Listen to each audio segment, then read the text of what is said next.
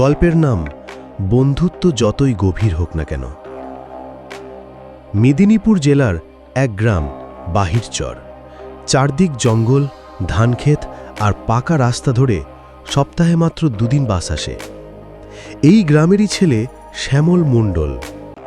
বয়স তখন তার 28। গ্র্যাজুয়েশন শেষ করে কলকাতায় কাজ করেছে কয়েক বছর, কিন্তু মায়ের অসুস্থতার জন্য ফিরতে হয়েছে গ্রামে। শ্যামল ছোটবেলা থেকেই খুব বিশ্বাসপ্রবণ। বন্ধুত্বে তার প্রাণ, আর যার সঙ্গে একবার মন খুলে কথা বলেছে তাকে নিজের মতোই ভেবে নিয়েছে। মায়ের কথা, বাবা, সবারে বিশ্বাস কইরো না, দুনিয়ায় সব রকম মানুষ আছে। কিন্তু শ্যামল এসব কথা শুনেও মনে মনে বলতো, আমার তো বন্ধুরা ভালোই, কারো সঙ্গে তো খারাপ অভিজ্ঞতা হয়নি। ঠিক তখনই জীবনে ঢুকল 3 জন বিশেষ মানুষ, যারা তাকে এমন শিক্ষা দিল যা সে সারা জীবন ভুলতে পারল না। শ্যামলের শৈশবের বন্ধু ছিল প্রদীপ। স্কুলে একসঙ্গে পড়েছে, খেলাধুলা করেছে, এমনকি একই বেঞ্চে বসেছে। প্রদীপের বাড়ি ছিল গরিব। শ্যামল মাঝে মাঝে তার বই খাতা কিনে দিত, পড়াশোনায় সাহায্য করত। একদিন হঠাৎ প্রদীপ গ্রামে ফিরে এলো শহর থেকে। গায়ে জাঁকালো জামা, হাতে নতুন মোবাইল। বলল, শ্যামল, আমি এখন বড় ব্যবসা করছি, তুইও ঢুকে পড়, লাভের অঙ্ক বুঝতে উঠতে পারবি না। শ্যামল প্রথমে দ্বিধায় ছিল। প্রদীপ বলল, তুই তো আমার ভাইয়ের মতো, আমি তোকে ঠকাবো নাকি? তোর যা টাকা আছে আমাকে দে, আমি দ্বিগুণ করে দেব। শ্যামল মায়ের চিকিৎসার জন্য জমিয়ে রাখা প্রায় 1 লক্ষ টাকা প্রদীপকে দিয়ে দিল। প্রথম মাসে কিছু টাকা ফেরত এলো। শ্যামল খুশি। কিন্তু এরপর প্রদীপ অজানা কারণে উধাও, ফোন বন্ধ, ঠিকানা বদল।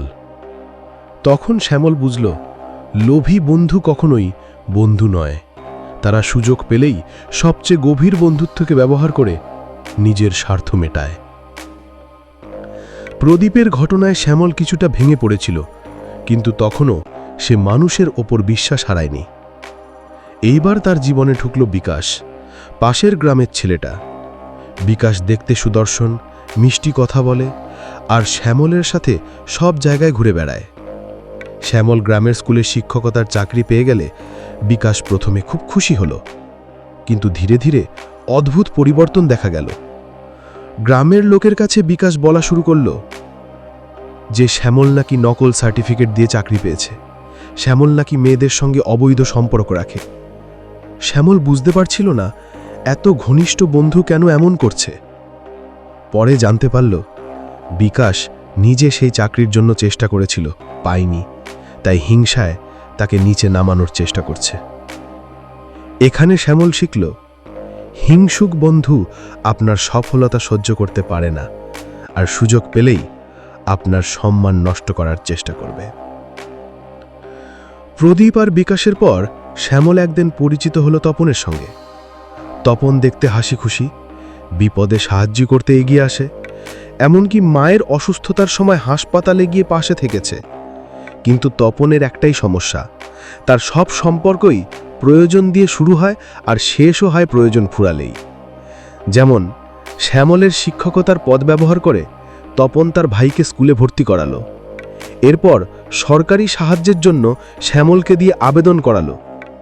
কাজ হয়ে গেলে তপন মাসের পর মাস উধাও। যখন শ্যামল সত্যিই সমস্যায় পড়ল, মায়ের অস্ত্রোপচারের জন্য রক্ত দরকার, তপন বলল, দেখ ভাই, আমি এখন ব্যস্ত আছি, অন্য কাউকে দেখো। তখন শ্যামল বুঝল, স্বার্থপর বন্ধু শুধু নিজের সুবিধার জন্যই আছে, আপনার দুঃসময়ে তারা থাকে না। বছর খানেক পর মা মারা গেলেন। শ্যামল একা বসে মন্দিরের সামনে ভাবল, বন্ধুত্ব মানে শুধু হাসি আনন্দ ভাগ করে নেওয়া নয়, দুঃখ দুর্দশায় পাশে থাকা। লোভী, হিংসুক আর স্বার্থপর, এই 3 ধরনের মানুষ যতই ঘনিষ্ঠ হোক, বিশ্বাস করলে শেষমেশ তারা প্রতারণা করবেই।